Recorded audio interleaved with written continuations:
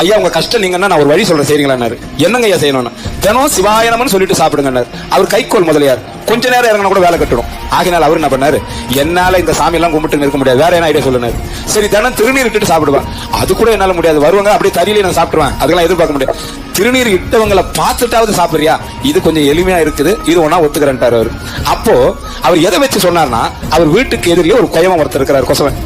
அவர் என்ன பண்ணாரு, அந்த திருநீர் தினம் தரிப்பாருன்ற ஒரு தைரியத்தினால அவரை பார்த்துட்டு நம்ம சாப்பிட்டுக்கலாம்னு ஒத்துக்கிட்டாரு.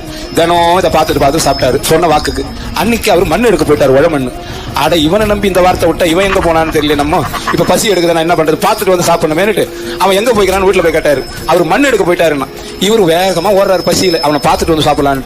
அவன் என்ன பண்றான், மண் எடுக்கும் போது வெட்ட வெட்ட ஒரு சத்தம் கேட்குது. என்னன்னு தேடினா புதையல் கிடைச்சிக்குது.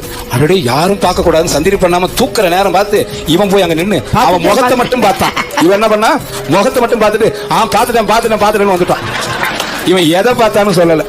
வந்தாரு இவரு, சாப்பாடு நல்லா உட்காந்து சாப்பிட்டு உட்காந்துட்டார் தறியில எப்போதும் போல.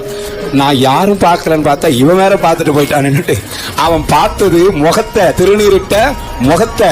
அவன் என்ன பண்ணா, வந்து எப்பா நீ யாருக்கிட்டையும் சொல்லாத, இந்த பதில் வீணா போயிடும், இதுல பாதி உனக்கு தரேன் அப்படின்னு கொடுத்துட்டு போயிட்டான். முகத்தை, திருநீரிட்ட முகத்தை பார்த்ததுக்கே பாதி கிடைச்சா நீங்க இட்டா எவ்வளவு கிடைக்கும்னு யோசிச்சுக்கோங்க. சிவாய சிவாய்.